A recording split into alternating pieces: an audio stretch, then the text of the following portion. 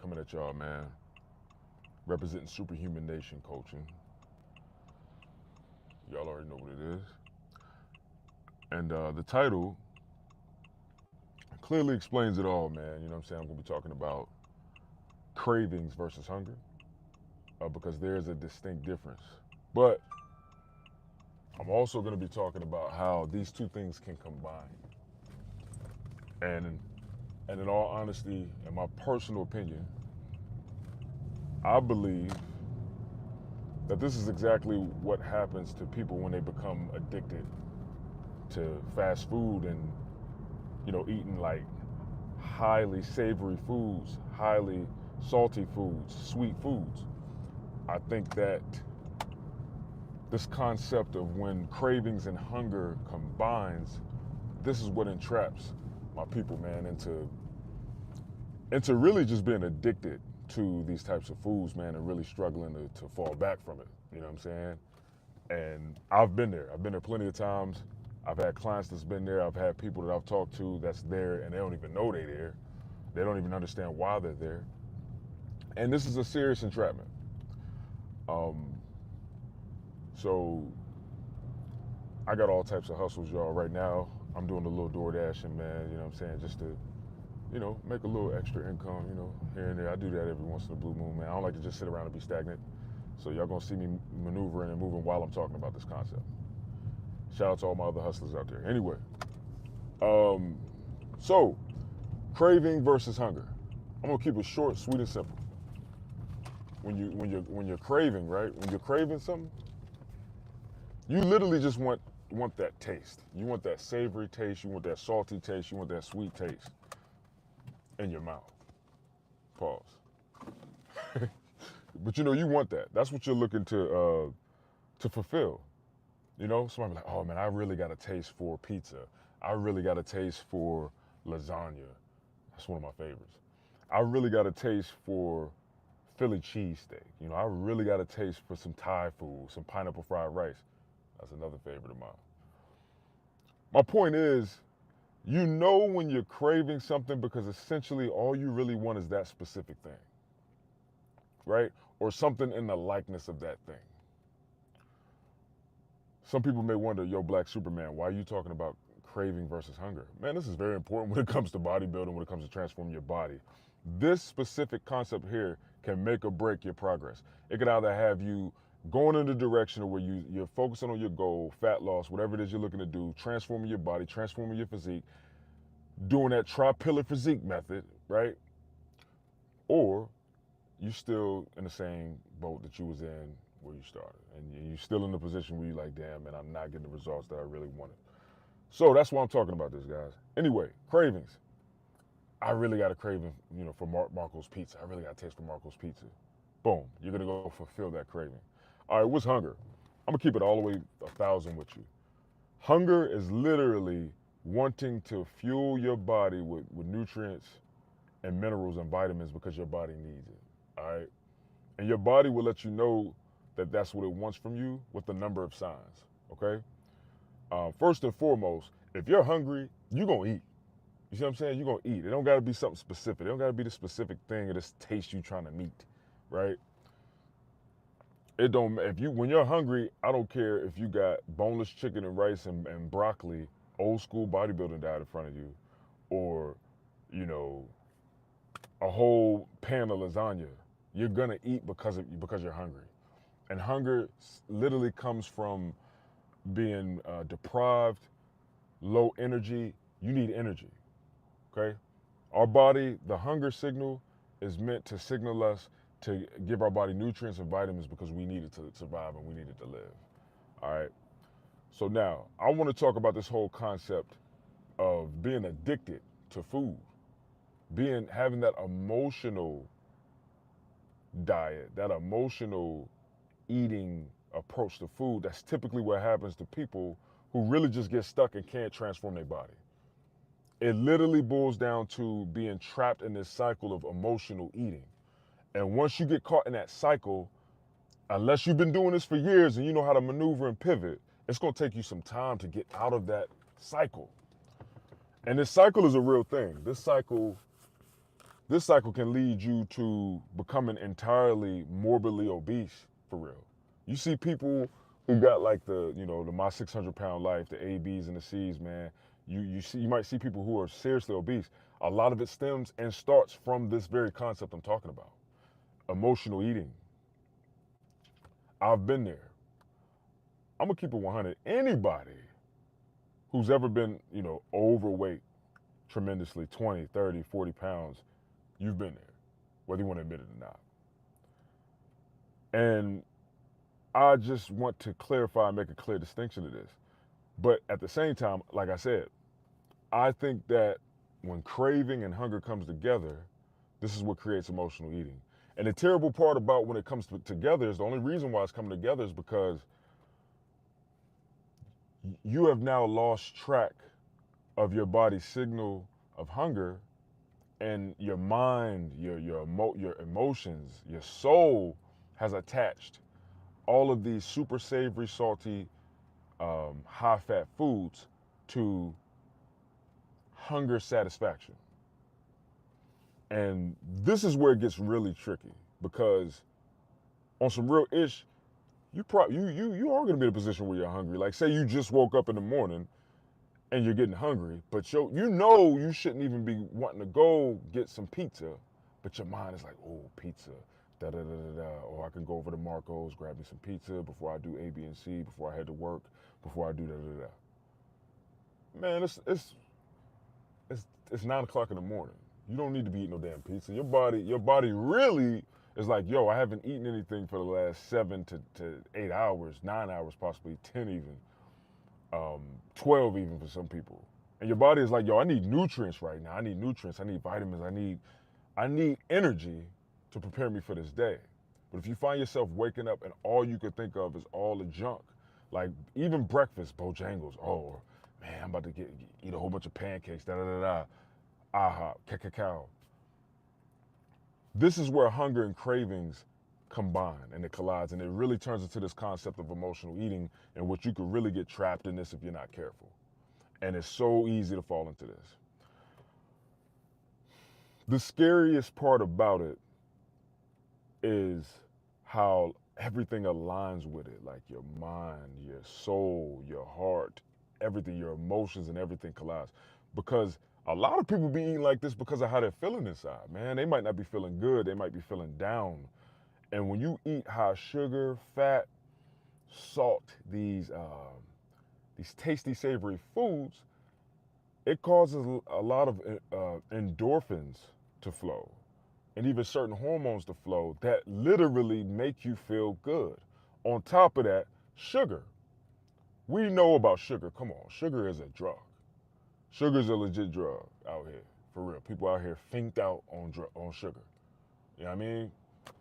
And there's so many different things that happens within the mind, the brain, the body when it comes to sugar. And it's almost as if it's literally set up to cause you to be addicted. Literally. And especially if the foods that you eat, that you have these huge cravings for, are high in sugar, oh man, you really in a tough situation. You're gonna have to get yourself out of this. One of the main points that I want to speak on and touch on about this whole thing, the whole emotional eating, the being trapped in this cycle. Because I'm telling you, if you've ever been overweight, I know you've been there and you know exactly what I'm talking about. You feel like you can't stop going to get pizza. You feel like you can't stop going to McDonald's. You feel like you can't stop. Like you gotta go. And when you try to stop, you might stop for breakfast or lunch, but then, hey, you done had a hard day, man, at work. You stressed and everything. You're like, man, you know what? Forget it, man. I'm gonna just go ahead and give me some McDonald's. Like no matter what, you're struggling to cut this off. I'm telling y'all from experience because as y'all see and can see, and if you look at my channel, I've successfully had a lean physique multiple times throughout my journey. I've built muscle, I've done A, B, and C, and even I have been through this. So you're not alone. I'm trying to get y'all to understand how easy it is to go through this. Not only that, we live in America, where people come to this country and they eat what our country calls bread, and they like, man, what the fuck is this? I was talking to somebody from the UK recently, man, and he was like, yo, he said, look, it's already bad enough that the food over there is crazy. He was like, but yo, the bread, he's like, it's so sweet. And bro, I'm talking about normal bread, y'all. I'm talking about like normal bread. To us, that's not sweet, but to them it is. And it's our foods are already built and orchestrated to cause us to be addicted for profit. This is where we have to wake up and we have to realize, like, yo, I'm really trapped in this cycle. It's hard for me to not go to Wendy's. It's hard for me to not go to IHOP. It's hard for me to not go to Moe's. It's hard for me to not go to Golden Corral. And a lot of times, guys, this literally comes from this equation of when cravings and hunger combines itself, and then you get trapped in this emotional eating cycle and you don't even realize it. You don't even realize that that's what's going on. That's the scariest part. Until you've gained 20, 30 pounds and you're like, damn, I'm getting fat. Guys, the way to crack this code is, for one, my approach, the Tri-Pillar Physique method, my nutritional approach, and one of the nutritional aspects of Tri-Pillar Physique method is zigzag dieting. Zigzag dieting will help you out so much with this. And the reason why zigzag dieting helps is because you're cooking at home, you're eating your foods, you know what you're putting in your foods. But when you got these low days, when you got these high days, on these high days, you can eat good. You can make the burgers and fries that you like. You just gonna have to chop your potatoes up, put them in the oven, and bake them for about 25 minutes. You just gonna have to get you some lean ground beef, 96% lean, 4% fat, which still tastes amazing, believe it or not. You're gonna put your own mayonnaise, ketchup, mustard, on there that you wanna put on there, toppings and everything like that. Boom, boom, boom. Get you some cheese, healthiest cheese that you possibly could find. And now you got burgers and fries, man, and you can smash. And it'll calorically align with what it is that you're looking to do. High protein, all that good stuff. My point is, guys, is when we get trapped into this cycle of emotional eating, you literally have to pull yourself out of the cycle, kind of similar to like somebody that's on drugs and, they're having an intervention, or rather, they're going through a detox. But see, I came up with a strategy where I'm like, all right, bet if I needed to detox myself from Wendy's, if I need to detox, and granted, I'm just using this as an example. If I need to detox myself from Marco's Pizza, A, B, and C, then at least let me eat something that can be an alternative and that can replace that. Let me replace that habit with a new habit and let it be appeasing to me just as much, if not better, than that old habit. And this is what's going to change the game for you. Because this is literally how you pull yourself out of the emotional eating cycle where you just feel like you can't stop eating fast food and eating pizza and all this stuff. This is how you pull yourself out of it. And it's by making alternatives and replacing that habit with a better habit that is just as satisfying and just as appeasing and even possibly make you feel just as good. And that's how you get out of this emotional eating, this cycle, because that's really what it boils down to, man. People who struggle with controlling what they eat for real, it's emotional most of the time. It's most of the time emotional, right? And most people don't even know that. They don't even realize that it's emotional. And essentially the reason why they're doing it is because it just makes them feel better, it makes them feel good, and it's convenient for them. It's easier. They could just pull up to the window, Wendy's, food, smash, do what you gotta do. It's convenient. The convenience is even emotional.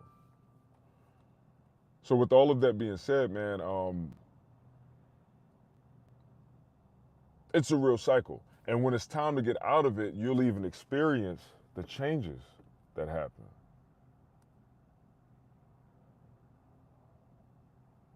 You'll even experience the changes that happen when you say, all right, bet, I'm turning away from eating like this. When you literally come to the conclusion where you're like, yo, I'm done. And then you go through this back and forth thing, this that, the deed, the do, the that. You stop for a day, then you back at it. You stop for a week, and then you slip up and do it again. That's normal. That's normal. But one of the best ways to really overcome this obstacle is anytime that you find yourself having that craving, really figure out if it's hunger or not. And the best way to figure out if it's hunger or a craving is just by eating something else, man. Just eat something else. Even be lenient with yourself. That's another thing I want to talk about too, guys. If you're trapped in this whole emotional eating cycle, you're going to have to spend a good 3 weeks to a month gradually coming out of that and going into a position where you're just not eating the cravings all the time. So whether you got to wean yourself off of some of the stuff that you like to eat and slowly decrease the amounts that you're taking in, that's a great strategy. I love that strategy. I do that all the time with people, my clients. And I did that with myself. Like if you typically eat out 5 days a week, first week, bring it down to 3 days a week. Second week, bring it down to 2 days a week. Third week, stay at 2 days. Fourth week, bring it down to 1. And then stick with 1. And then boom. Eventually, that's the, you're like, hey man, I really don't have to depend on this thing that I've been doing all this time. I can live without it. And one thing too I want to shine the light on. Once you stop doing it, once you stop eating and appeasing or rather gratifying these cravings and this emotional cycle, and you set yourself free and you stop, you're going to notice how much easier it is to not do it. Then once you've been doing this for a while and you ain't been eating out at all, say for 2 months, then you're going to be like, wow, man, this I don't even want to eat out. I'm scared to eat out. Like there's been plenty of times, guys, where I've been scared to eat out. And this is when you know that you are literally set free from the cycle. But once you tiptoe and tap dance your ass back into the cycle, you could literally get trapped back into the cycle. That's why you have to be very strategic and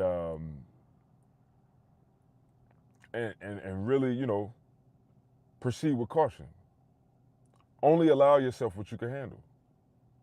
Limitations. So look, man, I really didn't want to be on here too long, but I just wanted to talk about this because it's a real thing, man. Emotional eating is a real thing. Cravings and hunger is a real thing. Once cravings and hunger combines, that's when you lose track. You lose yourself. I'm sure it's similar to when crack